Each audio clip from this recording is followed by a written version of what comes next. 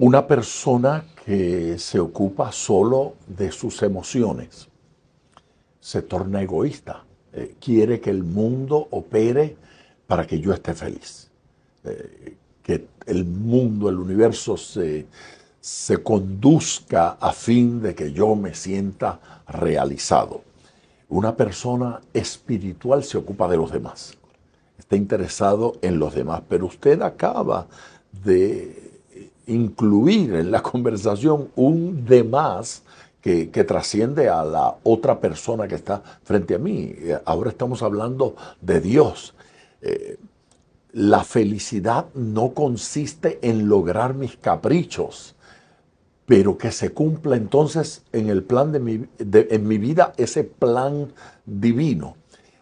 Esa es una metafísica diferente a la metafísica que me habían explicado otras personas, porque aquella parecería existir para lograr que todo venga a mí, Correcto. que todo me beneficie. Pero ahora estamos descubriendo una salud de naturaleza espiritual que trasciende a eso. Es decir, de pronto mi vida puede estar en ese proceso de sufrimiento, de problema, de trauma, y ser perfectamente la voluntad de Dios. O vamos más lejos, a pesar de que lo sufra, poder ser funcional, no experimentar mayor declive. ¿Por qué? Porque partimos de la premisa de que al yo conectar con Dios, tengo una zapata psicológica que el individuo con inteligencia emocional carece. Por eso es que mencioné y fui bien enfático, Sí.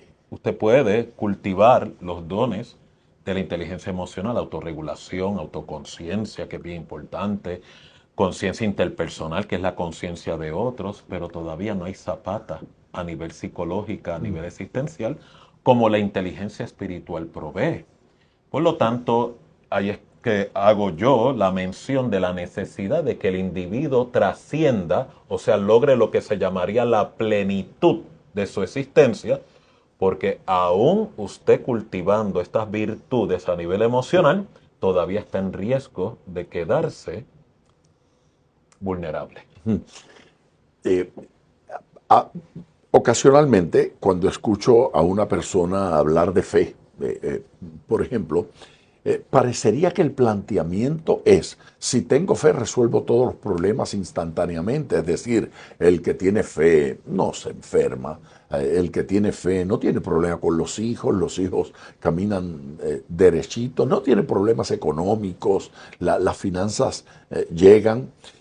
Pero de pronto uno encuentra a un apóstol Pablo hablando de sus crisis económicas, de soledad, de su tristeza porque fulano se fue del equipo, se fue del ministerio.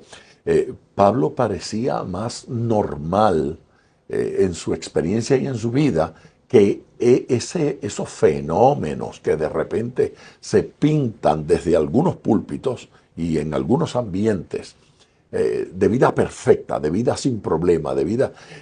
perfección entonces no es eso. Perfección tiene que ver más con mi respuesta en esas circunstancias. Precisamente, yo puedo estar enfermo, ¿verdad? Lidiando con una batalla de salud y paradójicamente tener una fe donde me encuentro sano. Gloria a Dios. ¿A qué me refiero?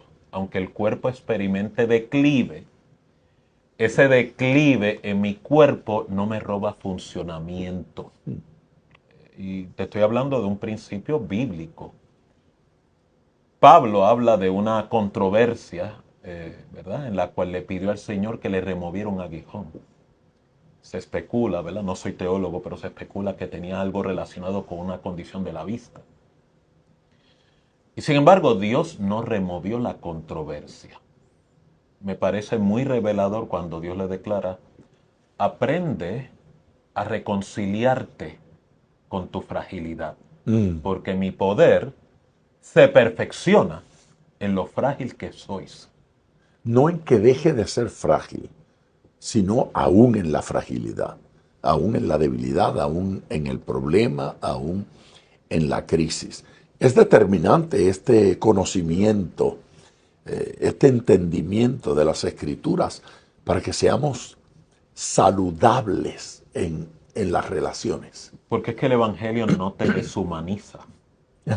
O sea, en otras palabras, el Evangelio hace provisión a las limitaciones de la vida real. Puedo padecer persecución, puedo padecer hambre, puedo padecer persecución, puedo padecer crisis o tensión económica. O sea, no me aparta de la realidad, de la fragilidad de la vida, inclusive.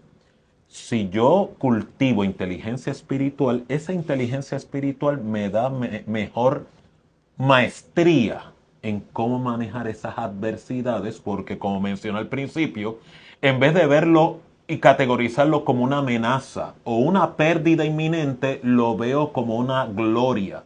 O sea, en otras palabras, veo propósito. Veo, ¿verdad?, que hay un plan, hay un diseño. O sea, la experiencia en vez de debilitarme crea el efecto contrario, me potencializa en el funcionamiento. Por eso te encuentra a Pablo en múltiples ocasiones gloriándose en la debilidad. Él mismo decía, de ahora en Suena adelante, a locura. para la mente humana intelectual sin Dios sí, Sí. pero para la mente de inteligencia espiritual es la norma. Y es por eso que muchos creyentes no tienen temor en gloriarse en la debilidad. ¿Por qué? Porque han descubierto, a diferencia de aquellos que promulgan la inteligencia emocional, que mientras más débil, más frágil, más fuerte soy. Eso no tendría ningún sentido si no hay Dios. Correcto. El ateo no puede entender eso porque se requiere de un Dios con voluntad, con criterio, con poder, que interviene y que nuestras vidas son importantes. No un Dios al que traemos de vez en cuando a nuestra experiencia o que cuando no está muy ocupado de pronto se acuerda de que existimos en este planeta, sino un Dios continuamente presente, alguien a quien nuestras vidas sí le importan. Y es bien interesante que tú hagas mención de ese punto particular porque la mayoría de los ateos, escépticos o agnósticos que yo personalmente he conocido y he tenido la oportunidad de interactuar, cuando me comparten sus controversias acerca de Dios, en ninguna ocasión me han hablado del Dios de este escrito. Me hablan del Dios de la religión, el que los hombres crearon.